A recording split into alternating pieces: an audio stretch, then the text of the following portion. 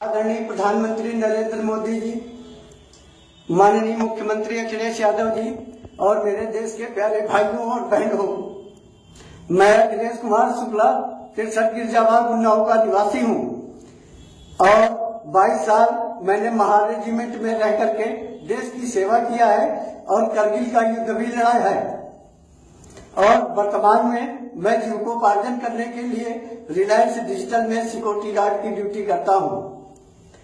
8 नवंबर 2016 रात 9 बजे बिल्डिंग के मालिक सीके त्रिपाठी समाजवादी पार्टी के उपाध्यक्ष हैं, ये आए और दरवाजा खोलने के लिए कहा।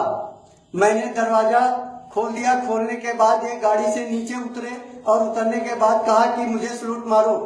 मैंने सलूट मारने से इनको इनकार कर दिया तो इतने में ये भड़क गए। मैंने कहा मैं देश के सिर्फ तिरंगे को और भारत के राष्ट्रपति द्वारा निर्धारित अफसरों को ही मैं सलूट मार सकता हूं, बाकी मैं किसी को सलूट मारना लागू नहीं हुआ है क्योंकि मैं देश का सैनिक हूं। इतने में जब बहुत भड़क गए तो उन्होंने कहा कि ये बहुत बोलता है, इसको मारो। इतने में उनके लड़के और उनकी सुरक्षा में तैनात सरकारी गार्ड ने मेरे ऊपर हमला बोल दिया और गिरा करके लाल घूंसों से मारने लगे। फिर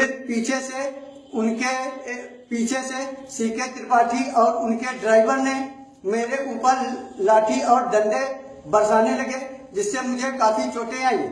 उसके बाद समाजवादी पार्टी के उपाध्यक्ष सीके त्रिपाठी ने सिविल लाइंस चौकी इंचार्ज को फोन किया।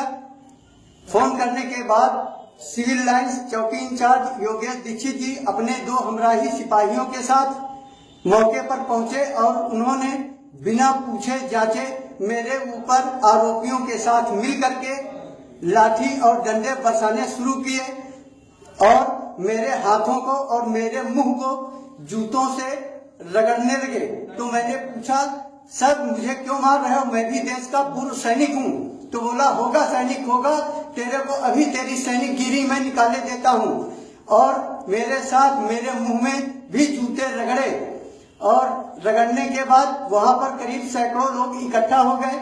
सैकड़ों लोगों ने जब मेरे साथ इतनी बड़ी बर्बरता देखी तो इसका विरोध किया।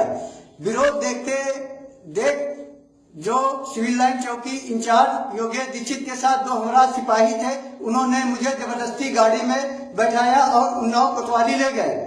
वहां पर मेरे खिलाफ इन्होंने जो है FIR दर्ज करवा करके मेरे ही खिलाफ मुकदमा कर दिया।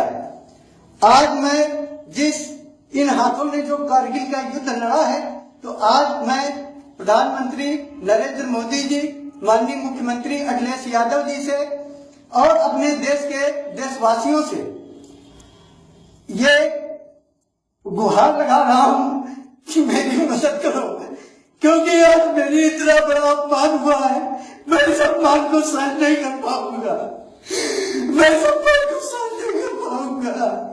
मेरे लड़ने में मदद करेंगे मेरे देशवासियों और आदरणीय प्रधानमंत्री जी, मुख्यमंत्री जी, मेरी रक्षा करो, नहीं तो मैं आत्मदाह करने को विवश हो जाऊंगा।